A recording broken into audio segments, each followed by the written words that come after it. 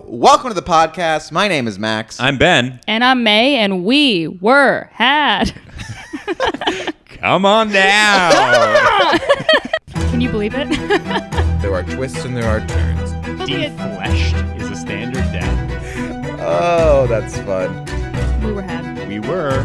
Okay, so today we are talking about near-death experiences. So when people flatline for a little bit, come back to life, and they say they have these profound experiences. Is that real, or is that a bunch of bullshit? Yeah, it's interesting that because I always thought near-death experiences were like a scaffolding fell and it almost hit me. You know what I mean? I mean, I guess like, technically that... They're both near death, but this is much nearer to death. Right. What I mean by an NDE is what a bunch of sources refer to it as, is basically when people like actually flatline and come back. Legally dead. Legally dead. Their heart stopped. Yes. Spooky. Yes. So NDEs have been recorded since ancient times, actually. out. Yeah, pretty cool. And the oldest known medical report, so there's two different sides, like the ancient was all religious, and medical report of near-death experiences was written by some French dude. Wait, and, was it Pierre-Jean du Machot? How do you know? Yeah. Who was an 18th century French military doctor who described cases in his book, Anecdote de Medicine. Beautiful Italian pronunciation. This classic French. I'm doing French in an Italian accent. Cool. So in the 19th century, a few studies moved beyond individual cases, a privately done study by the Mormons. So it's like accepted by a lot of religions, basically. And also one in Switzerland. And as of 2005, I don't know why it sourced that year specifically, but 95% of world cultures are known to have made some mention of near-death experiences. Wonder what that 5% is that have never had it. The ones, like, which of the cultures? Yeah. Probably the fucking Dutch. Yeah, they're too practical. Yeah. Well, no. Well, they weren't dead if they're still alive. Idiots. Douchebags. Yeah, right. Okay, so... Everything out here? Shouldn't have asked the question. All right, cool. So I'm going to get into some specific examples of people that have had near-death experiences and essentially claim to go cross over into a different dimension and then come back. Okay. Was it? So are they all along the lines of this? Yeah. There's like a bunch of different ones, and they have different experiences when they cross over to quote unquote the other side, but some of them are like inexplicable about how they would know things that were going on in the room when their brain was legally dead.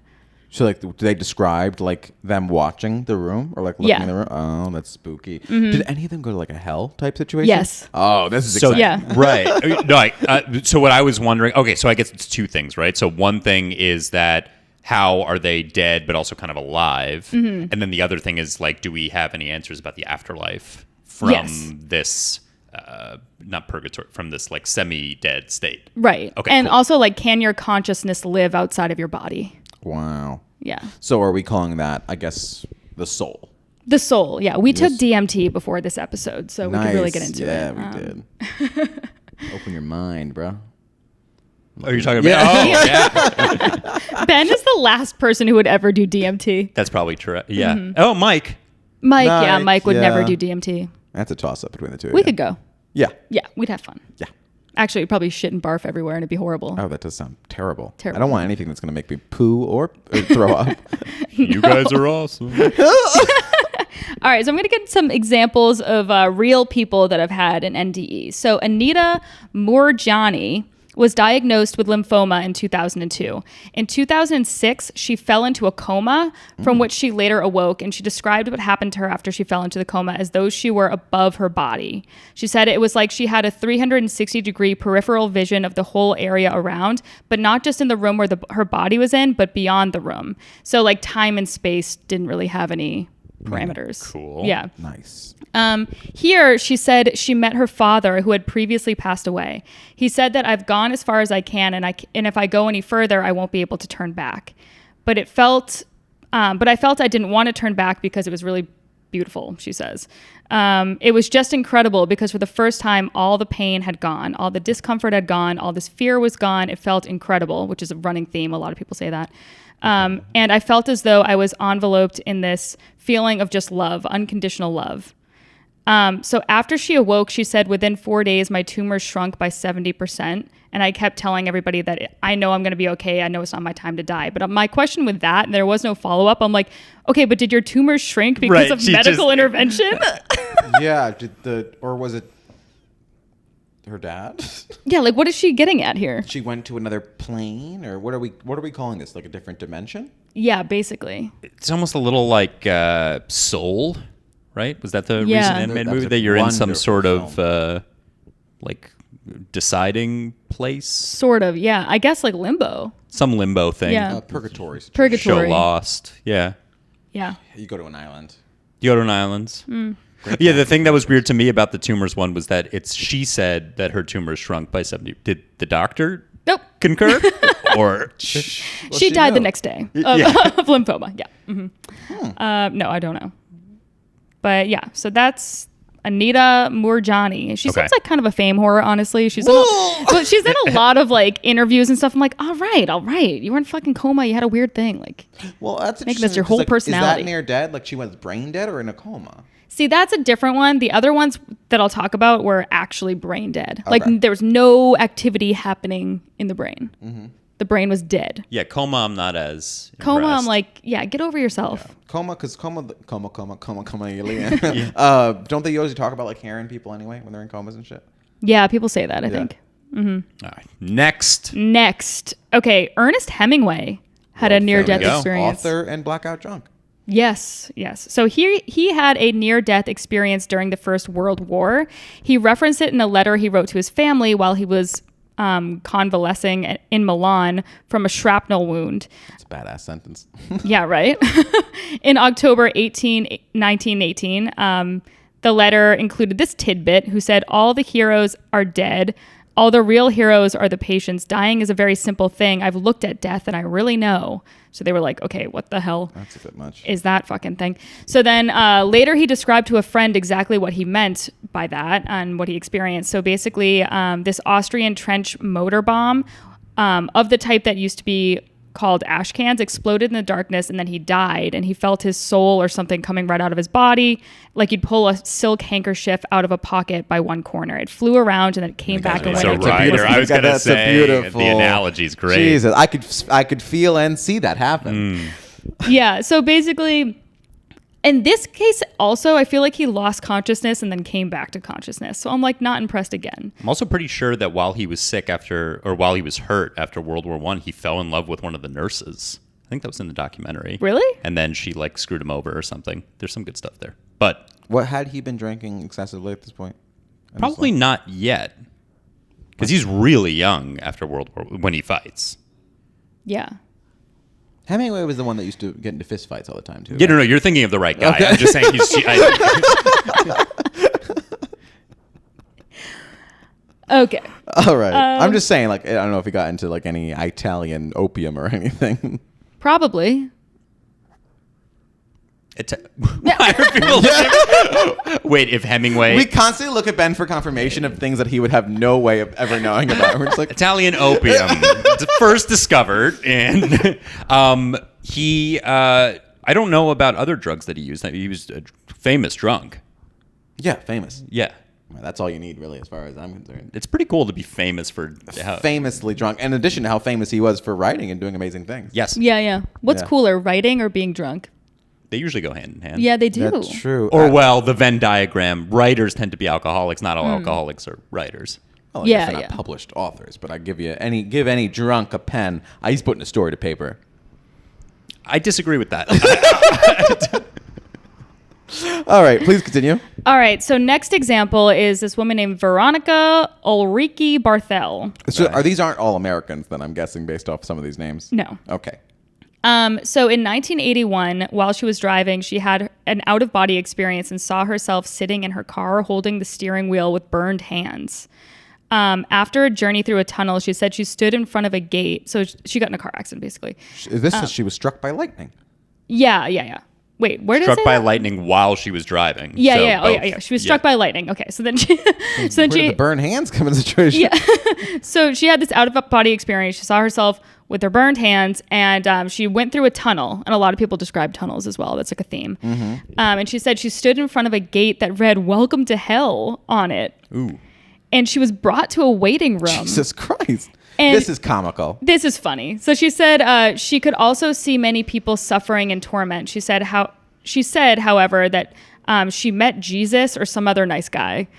I put that in there because I'm like, how do you know it's Jesus? Maybe it's just some nice I thought guy. she said like, okay, got Jesus it. or one of those nice Yeah, guys. it was just nice. Just And nice I just guy. figured I was in a Gotta tunnel, be probably Jesus. Yeah. While she was there, and he sent her back to her body. When she came back into the physical world, people that were trying to help her heard her screaming, "I was dead and I was in hell," over and over and over and over Was she again. famously a bad person? I don't know. I didn't really look into that. It's interesting. She was 22 at the time, so probably. Let me tell you something. Me at 22 is getting welcome to hell sign. Let me tell you that. Oh, yeah. Interesting that you entered the world in a tunnel, and also it seems like you exit the world through a tunnel Yeah.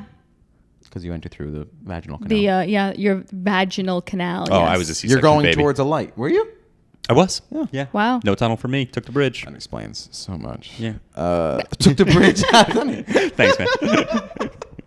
All right. Next. All right. So this next one, a woman named Priscilla Mcgill. So it seems like this is 3 out of 4 so far have been women. Is it mostly women? No. Okay. Pretty 50-50. Pretty 50-50. Okay. Mostly young, though? Is that? I don't really People know about whose the No. first it's example. not their time yet. Yeah. I 2 of guess. 3 were young. Anyway. Yeah. All right, we're just trying to. We got a small sample size. I need here, a and we're pattern. trying I to need a solve- pattern. Yeah. Listen, we're trained detectives. We're trying to make connections. Yes. Professional detectives. Yes, thank you. Some might say. So one night in March 2017, so pretty recently, Okay. Priscilla Mcgill walked to buy cigarettes and a soda, which is very like 1970s of her, by the Yeah. way. But anyway, she was crossing the street. She dropped her cigarettes in the road. She bent down, grabbed them, and that's the last thing that she recalls before getting hit by a vehicle. Oh, man. So that I hate sucks. to see it. She was taken to UT Medical Center, she said, with crushed knees, Oh. broken ribs, injuries to her hip, her femur, internal injuries, multiple my cuts.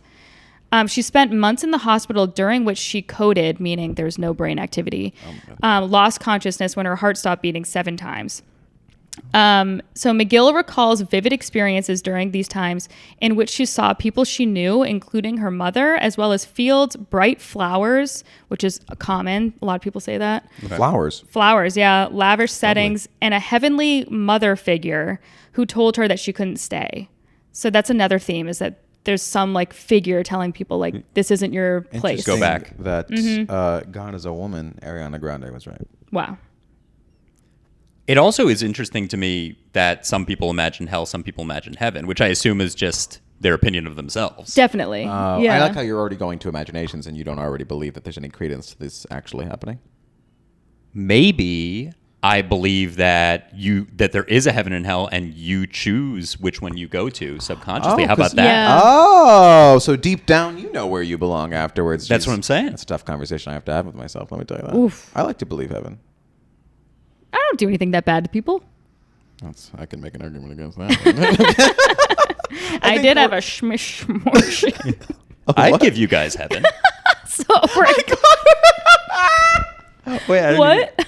She goes, I did have a Shmish-morsh. shmush. Oh. So if we're going by people that have and have not murdered people, If we're counting murders towards your lifetime. I only have one. That's Okay. one. What did you do? You actually killed a guy. I actually, I did the abortion. I was the doctor. We're just kidding, viewers. This is a bit.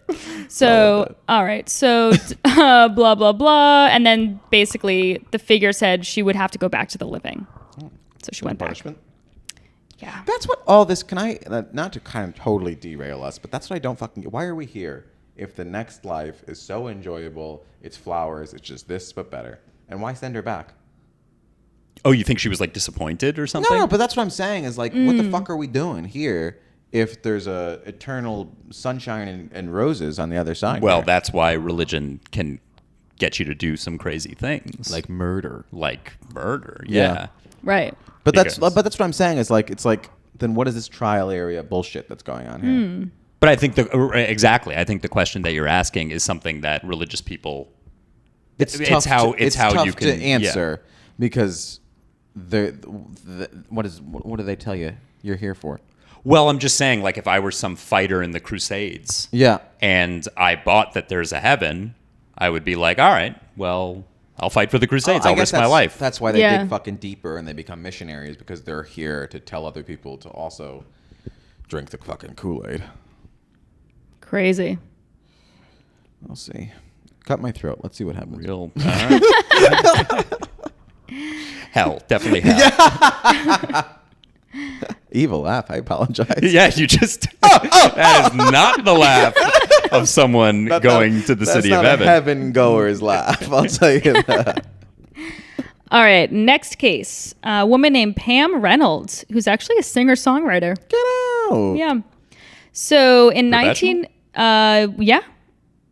Yep. So she in August of 1991, she was in Virginia Beach with her husband, and they were promoting a new record. And She's like, she's okay, she's got it. actually Yeah. singing and stuff. And also she wrote for a bunch of like Hall and Oates type people or something. Damn. Yeah, she's like big time. Hall and Oates.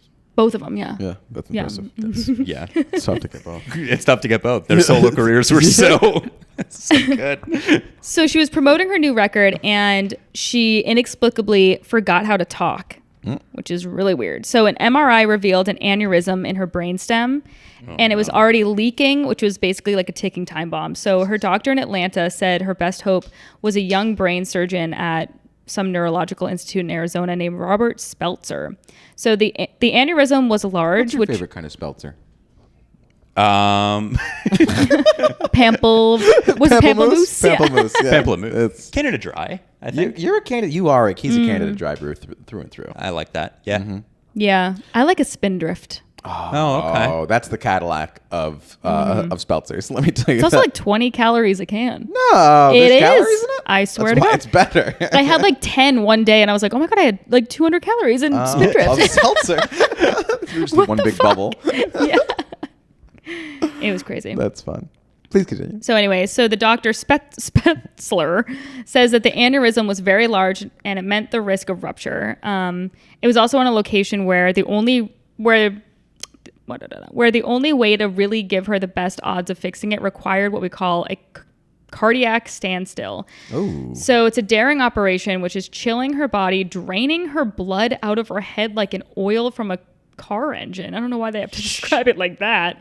Snipping the aneurysm. Imagine that conversation where the doctor's like, listen, here's what we're going to do. Listen, we're going to change your oil. I'm bringing in a mechanic. We're going to rotate He's the gonna- tires. Treat you like a car. There's some trouble under that hood, and we're going to have to go ahead and in there. And then they bring her back from the edge of death. This sounds like a sci-fi. That job. sounds Yeah. like a true sci-fi thing. That's Isn't a that true crazy? Sci-fi procedure. Especially in like 1991. I know that wasn't that long ago, but still, like, did they know anything back then? Yeah, way back in the 90s. By the way, back in the 90s when I was born. 91's when you were born, no? 90. 90. You were 1990. Great year. Great year. Cool. All right. All right. I don't understand that she agreed to this. That's great. Otherwise, I mean, also, I agree to this surgery because it's like certain death or most likely death. Right, she had no choice. Yeah, exactly. Yeah, it's not like she had the common cold and they were like, well, let's do Here's this. what we're going to do. You got the cold. We're going to drain your head. So the operation began, and the surgeons taped Reynolds' eyes shut and put molded speakers in her ears. The ear speakers, which made clicking sounds as loud as a jet plane taking off, allowed the surgeons to measure her brainstem activity and let them know when they could drain her blood. So she says, I was lying there on a gurney minding my own business, seriously unconscious when I started to hear a noise. It was a natural D, I guess like chord. Singer-songwriter. We yeah. get it. Oh, God. And as the sound... E flat. Yeah. In case you guys don't know, that's... And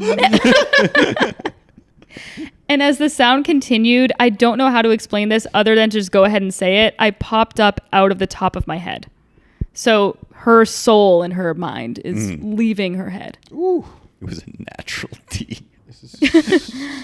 She says that she found herself looking down at the operating table. She says that she could see 20 people around the table and hear what sounded like a dentist drill. She looked at the instrument in the surgeon's hand.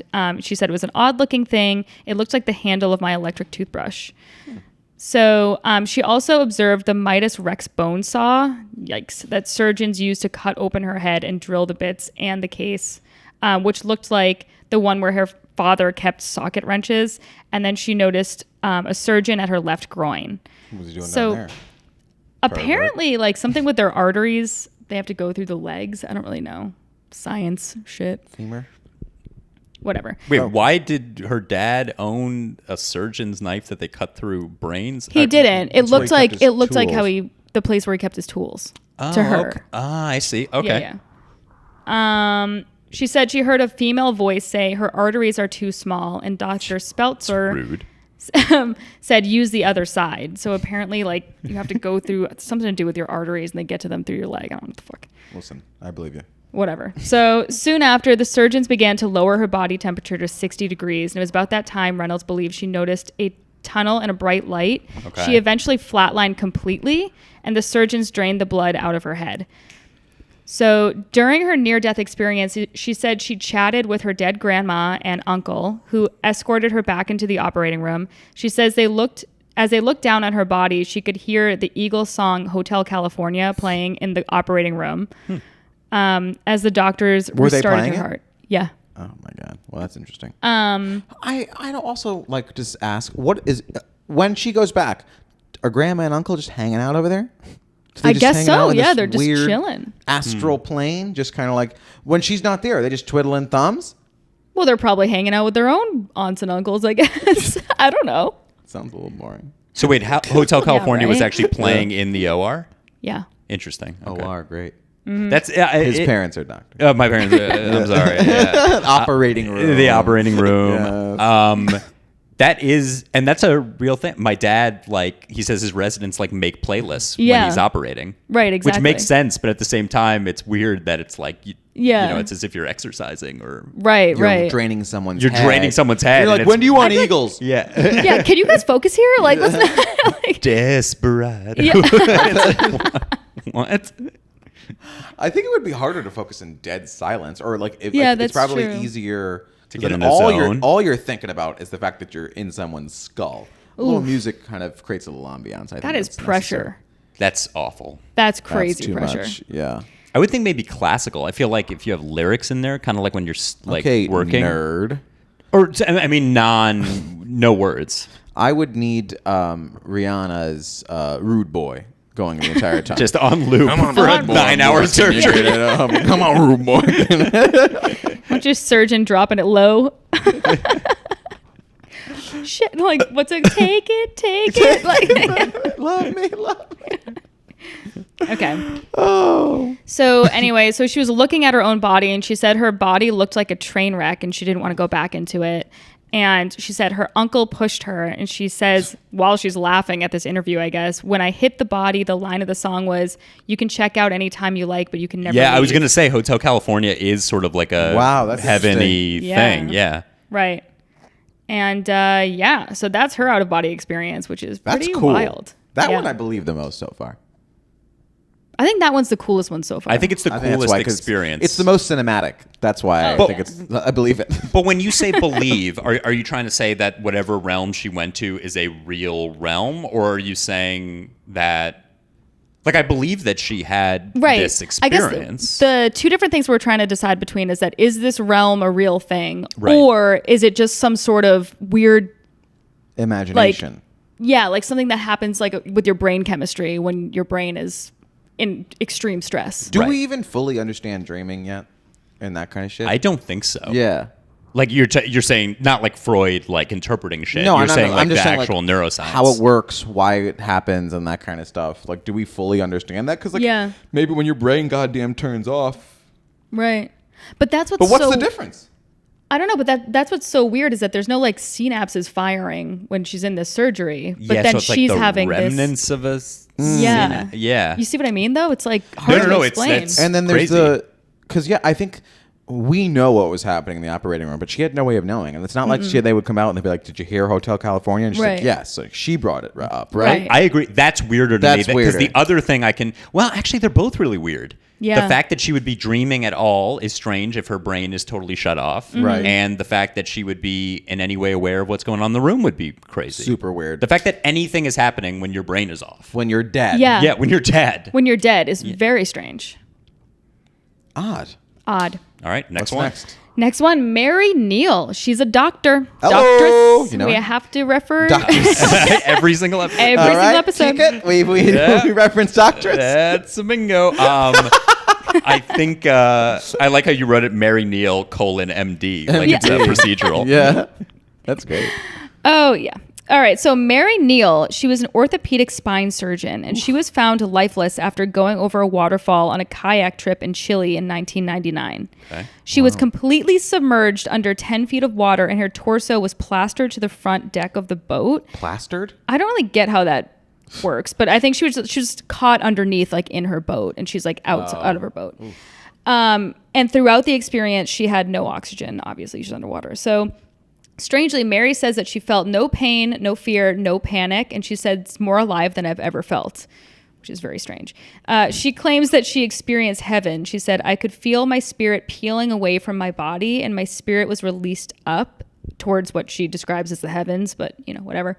And I was immediately greeted by a group of something, she says. I don't know what to call them. People, spirits, beings, something like that. I'm sorry, but we know...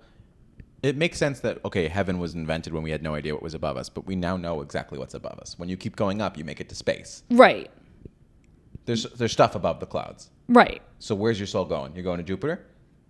I think a different dimension is what people are arguing. You're saying right. You're saying literal up. Well, literally floating up. Wouldn't you mean more of a disappear situation, or? I I'm don't asking know. about the mechanics of it all, Mary. She says that she didn't recognize any of these beings, but she knew that somehow they were really important in her life story. Like it was like a grandparent who died before she was born, or like something like that. Yeah, like ancestors. Oh, so Mary believes that she was welcomed by them, who took her down a pathway thickly covered with hundreds of thousands of flowers, again with the flowers. So she says that there was an absolute shift of time. There was an absolute shift of time and dimension, and the pathway went to this great domed structure. So she believes that it was heaven, and she had this big, overwhelming sense of being home. So at the same time, she could look back at the river, and she could see where her body was still submerged. That so was she similar like, to the previous one, right? Where Yeah. you're out of body. You're out of body. So she's like, I could see she's my caught body. between heaven and going back to the world. Yeah, I guess. So long story short, her kayak group spent 15 minutes looking for her until a man felt her wrist hit his leg, and they dragged her out of the water and found her completely bloated and purple and just like completely unconscious. Dead. Yeah. The rescuers tried to resuscitate her and pleaded for her to come back to life, and she claims she was told by the beings that it wasn't her time yet and she had more work to do on Earth, whatever the fuck that means. Oh my God. She had been without oxygen. She said for 30 minutes. Is that even possible? No, I mean you'd be Without oxygen for 30 minutes. have There's no way. terrible fucking brain way. damage at that point. 10 Yeah. minutes of brain damage after that. Right. So let's call it Less, 15 no? minutes. I'd like to look into her. Has she done anything incredible since being back? She's still a doctor? Okay, but anything impressive? Yeah. I don't know, but she says she's like basically the statistical likelihood of me surviving should have been 0, Yeah. obviously. Permanent brain damage begins after only 4 minutes without. Yeah, she said that she was like, also I was supposed to have brain damage, but I didn't have really any she brain says damage. that. She says that, which is really strange. 30 minutes. It can't be That's 30 insane. minutes. That's wild. It was in this documentary that I watched, and she said 30 minutes, and I was like, Okay, Mary. But I How don't would you trust know? your concept of time when you're in that Right. state, She had no right? concept of space. So Yeah. She was in a different dimension. true. So anyway, she was flown to a hospital, and she had like everything was broken. She had like a really long road to recovery, obviously. But the creepiest thing, so this like profoundly changed her, this experience. Right. And while she was dead, she said that one of the spirits told her that her son would die prematurely at age 19. And so she was like, I don't know what the fuck that's about. She kind of like held this. She didn't tell anybody. And then his 19th birthday came and went, and she was like, oh my God, thank God. And then he got hit by a car like a week later. And when he was 19? Actually, when he was 20. I have written in the notes 21, but it was 20. Yeah, that's weird. Isn't that crazy? Yep. So like right after. So like right when he stopped being 19, a week later into his 20th year, Yeah, he got hit by a car. pretty much. Yeah. Spirits sometimes miss the mark, I guess. Yeah, but by a tiny bit. I mean, that's very close. Missed That's the call, yeah. For Crazy. Sure. That's insane. So she's like, people in science, because she's in medicine tend to think that you can't believe in anything supernatural, but she says I believe that we don't know everything. I think it would be stupid of us or silly of us to think that we know everything. Yeah. Because the people have always thought they knew everything, and they've been wrong. And there are plenty of scientists today and doctors and stuff who are religious. I don't really see much of a difference. Yeah. Between that, I think there's like so many. I think you'll eventually it's like they'll kind of meet in the middle. Yeah. Well, science and supernatural will eventually become one and the same, I believe. You know what I mean? Really? I don't know. Like what we consider we probably used to consider going to space supernatural. That's and that true. Happened. You know what I mean? So it's like we're discovering more and more things. Creating life is supernatural. Well, we can clone. Yeah. So yeah, that's true. Well, oh, right. I So mean, I that's what agree I'm with you saying. that things that are perceived now as supernatural can become science. Yeah. But not everything that's supernatural. I think that there are certain supernatural things that are, like a chupacabra. yeah, that are made up. Yeah. I pull up a chupacabra. Next. Okay, next. This guy, Jose Hernandez, is kind of a boring one. Basically, he fell off a thing when he was an electrical technician, had an accident, his heart stopped, and he saw a bunch of colorful tunnels. Now he's an artist. Okay, but for back to him. tunnels. Good for him, yada, yada. He paints the tunnels, which is cool. The only one about a blue collar worker, and May goes, "All right, this guy, he had about $4K in the bank. Let's move on." He had some bad relationship Let's with his get to the dad. bankers.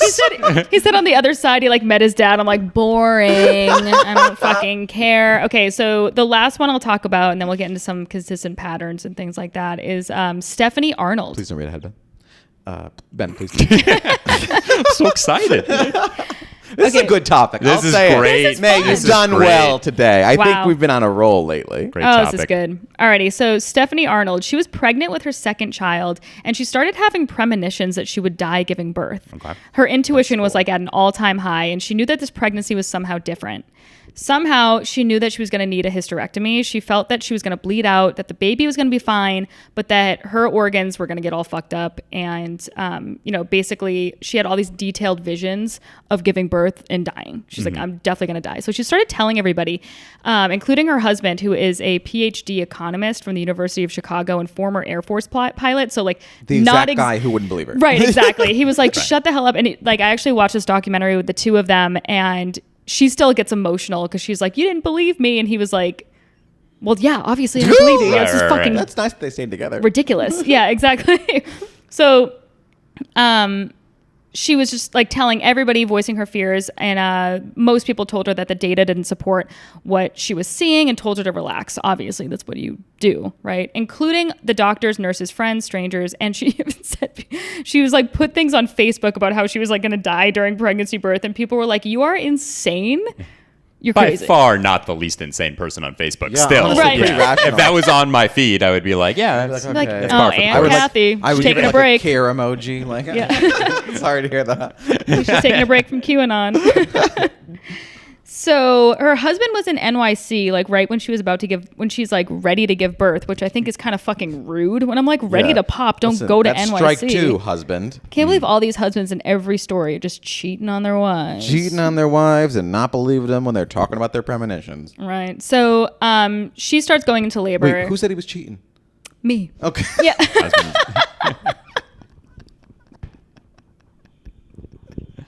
All right. Yeah. So okay. I'm sorry. Like if your was wife, cheating. it's a like bad. I mean, even if he's not cheating, that's a dick move. that's a dick move. Yeah. Yeah. I mean, technically, he was emotionally cheating by not being with her. Yeah, exactly. Apparently, when my mom gave birth to my brother, so their first kid together, my dad was like out with his friends and he was like unbelievably drunk. And his friends were like, you might want to slow down because like Gene's about to like blow at any moment. Yeah. And then like he came home, like rested his head. It was like 3 o'clock in the morning after like a bender. And then my mom was like, we have to go to the hospital. He was like, you have to be kidding me. And Did he drive? no, I bet my mom drove because like he herself. was so Oh, no. drunk. Oh my God. And I then- can't believe this is happening. Yeah, and then my mom was like, I feel like the nurses were like, we're really gonna send this child home with this guy. Like, anyway, I'm sure you got an earful of that. But okay, so he's flying back from New York. She drives herself to the hospital because she was with like a nanny for the other kid that they already had. And the nanny was like, great, let's get in the car. And she goes and takes like the driver's seat. And like this woman was so obsessed with the fact that she was going to die that day that she's like, I'm not getting in a car accident. Like we are going to deliver this baby. So then she drove because she was like obsessed with this. So she's in the hospital. She gives birth to their son, Jacob. Moments after he comes out, she dies. Ooh. Yeah, so she completely flatlines, and she claims that she could see everything that was going on around her body. She saw the anesthesiologist by her feet, all of them working on her as she was like floating above herself. So again, this concept of floating above yourself. She saw her daughter in a different part of the hospital. So like time and space are irrelevant. So she could see her daughter like playing. That really throws me anytime. Yeah. That's happened a lot. Most of these stories have something like that. Yeah, which is so weird. And then she also could see her husband when he was getting off of the plane. Cheating. And cheating. She could see her husband in New York fucking another woman. With a lipstick on his collar. Let me tell you. But she predicted what he was wearing accurately. And she hadn't seen him that day because he was in New York. And she also started seeing spirits. So basically, like, blah, blah, blah. Let's see.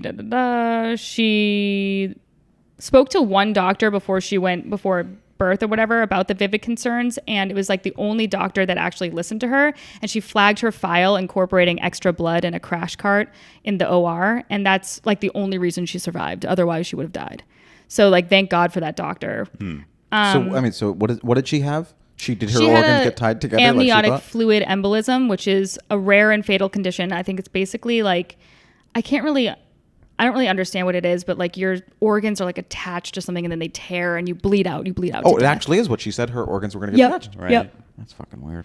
Crazy. Coma for 6 days. And then she was in a medically induced coma for 6 days. And the doctor said when they got out, she like told that one doctor that believed her, she was like, the things that she was describing in the operating room, like she was also describing things like something a doctor said to another doctor. I don't have it written down, but it was something specific. She was like, there's no way to know those things that you saw in the operating room because you were literally dead. And also, even if you were asleep. Right. So anyway. Why did she know that though ahead of time? I don't know. I think it's just like intuition, like wild. She just knew that. I always used to think that I was going to die at 35. Oh, no. Oh, my God. Yeah. Hey, we're clock's ticking. I think that it's because I just couldn't see my life past 35. You can't see yourself that old. I can't see myself that old, but now that I locked down Mark, maybe I can. Yeah. I used to never be able to picture myself growing at all, like getting older. But that was depression. Right, and now right. I could see 29. I can see 36. Wow, look at you. Marilyn Monroe. Growth. And I believe Jesus. 33. No, 33. 33 okay. Jesus. Marilyn Monroe, I think I'm right, though, right? 36? Leave the I Jesus thought that stuff she to was the goys, 26. Ben. Is she that old? Marilyn Monroe, she wasn't in her 20s. Here, I'll look it up while you continue. Okay. So consistent patterns that we've seen, sense of time and space is distorted, like a warm, loving beam of light. High frequency teachers. So there's always like these beings that know more than we do. Changes in feeling and thinking. Like everybody who comes out of this. How old was she? She was 36. Okay. Well, that was nice of you not being smug and saying it right away. Nice change of pace. Go ahead. Hope you don't make it to 30s.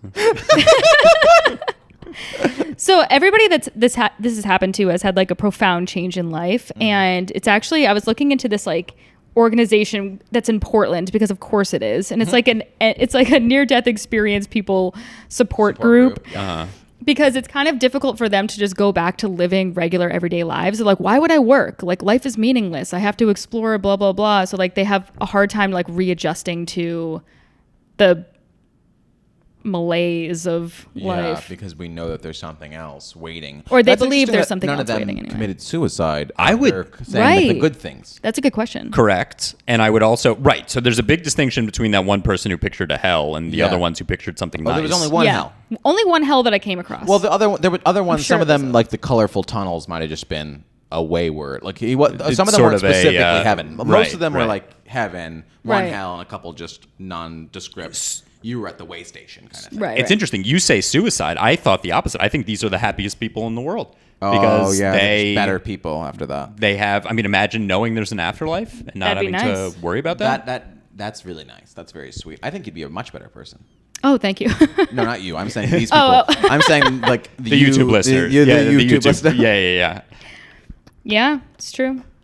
So Would you be an? I'm sorry. Oh, go ahead. Would you be a nicer person? Or would you be a meaner person? If you know that there's an afterlife, then I feel like you could also go the other way and be like, well, if I kill someone, I kill someone. There's an afterlife. They'll be fine. Okay, Ben. Well, I don't think like that ever. So tough to say. But no, I'm just saying if like a spirit or like some unknown ancestor told me I had more to do on Earth. Oh, I'm right. gonna try to do something cool when I go back. Yeah. You know what I mean? Yes. I will say a lot of these people, the way that they talk, it just sounds like they had like a crazy DMT trip. You know, like Yeah. people that do DMT, they come back, they're like, you don't even get it. You Yeah. don't get it. You could never. There you can't is- I possibly definitely wouldn't be understand. able to if I had a job that I hated, but I love what I do. Yeah. No. But if I like, What do you could you do? go back to? I don't do anything. I edit this podcast. But if I worked in like a cubicle or something, how could you go back to that? Totally. Yeah. Yeah. That's stupid. Or like a squabble. Or like, how could you go back to being poor? Like you just decide to be rich when you get back. Oh, definitely. Yeah. Yeah, you would live. I think it would be weird if you had an experience like this and didn't come back. And you're like, And do, guess and I'm going to just go back to my totally- accountant yeah, job. if you just went back to whatever it is you do. Like that doctor, it seems like, I mean, I guess doctor's a pretty generous That's job. important. It's an But that important person job. who became a painter, like that makes sense to me. right. Yeah, went from Yeah. electrician to cool painter. Exactly, I'd love yeah. to look at some of his art. I'd like to look him up after this. It's cool. You said he painted you the looking? inside of tunnels? Yeah. Well, not exactly. He paints like the colors that he saw when he was near death. Like the colors and the paint. And I don't But even know. didn't like, you say you painted tunnels, or did I? he saw colored tunnels and, And then then he he paints paints- like colored. He does do some tunnels. Other things are like, Oh, I was picturing the guy who just like in the Holland Tunnel writes New York, New Jersey. no. I mean, like he has He's a still a city canvas and worker, he'll it's just paint like a different. painting. Yeah. Change departments. More labels. Yeah. Jose Hernandez, if you guys want to buy him of his art. So I have a few different explanations, but basically they're all very like analytical I almost and accidentally touched your leg. Go ahead, get in there. No. we're not doctors and doctresses here. So essentially it is it a response to trauma, stress on the brain that your brain chemicals are going fucking crazy?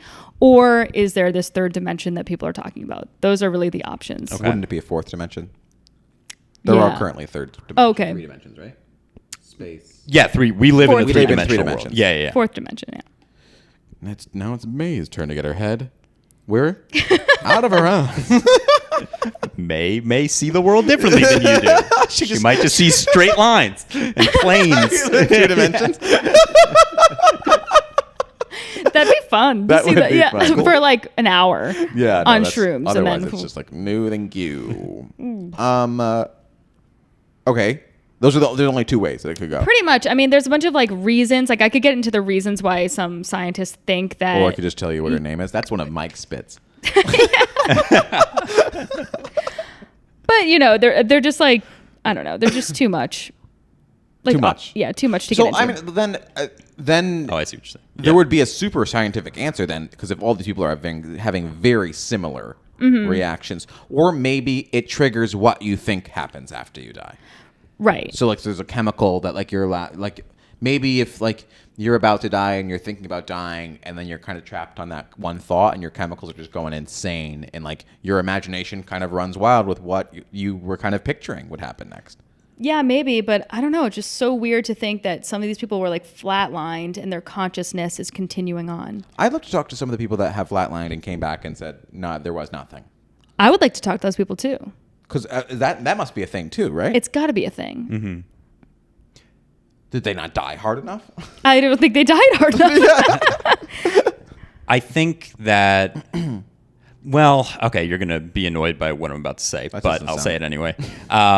Do you think that the similarities in some of these visions has to do just with the fact that we all see similar movies and read similar books Preconceived and notions. Yeah, maybe. all that kind of stuff. That whole image of being outside your body and like elevating, like I can't name a specific movie, but I feel like I've seen that a bunch of Yeah, I times. will me tell you too. right now that there's a scene in Doctor Strange that literally is exactly this. Like, Right, where they're right. like, they're just kind of floating around. They have a fight scene with the spirits are fighting in the astral bullshit. But that woman, like she was describing that being, and that's like I've seen a couple of scenes. Right. Like that, you But know? which came first? The chicken. Yeah, the Or- NDEs Doctor or Strange. or Doctor Strange Hollywood.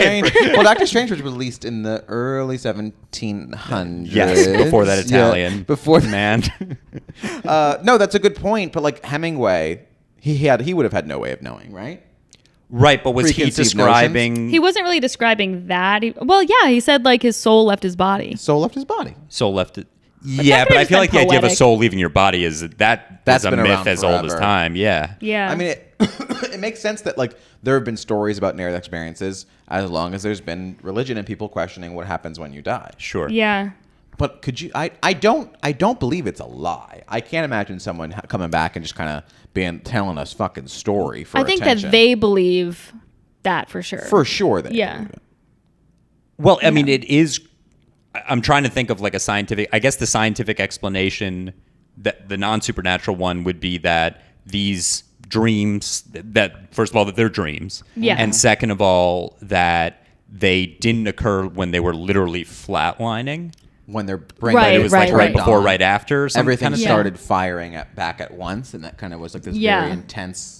Maybe that. that would be the, I think, lame explanation, right? Like, yeah. The Mary Neal girl who was she was like crushed in that waterfall thing, and she said that she was like, I feel like, and her whole body, like she had like every bone was broken basically. She was fucked up. Yeah. And she's like underwater drowning, and she said that she felt really good. I feel like that's just her body's response to the trauma and pain. Mm-hmm. You know, there's like some receptor that's like does you turn can't, off. you literally can't feel this like, right now isn't that like- because it's intense. Well, that's definitely true. Rape If someone victims don't yeah. have memories sometimes of what happens. Like Really? that happens. Like when people experience extreme trauma, sometimes your brain just turns it off. Yeah. So it's tough. Like that's why like sometimes they do like some people block out like parts of their childhood based on Yeah, trauma yeah. and stuff. And like you go to therapy and they kind of like bring it out of you and like that Right. trigger memories. And stuff. But also, I think that pain sensor thing is very real. Like, if you get so incredibly messed up, you actually don't feel pain. Mm-hmm. Because your brain doesn't know what to do with all that information. That, or maybe like the pain sensors are also fucked up or something like You Yeah, turned off yeah. the pain sensors. that. Maybe. Yeah. Yeah. Well, but here's the thing, though: is she like could see herself right in the water and stuff? She could see herself. Well, Yeah. shit, 30 minutes without oxygen.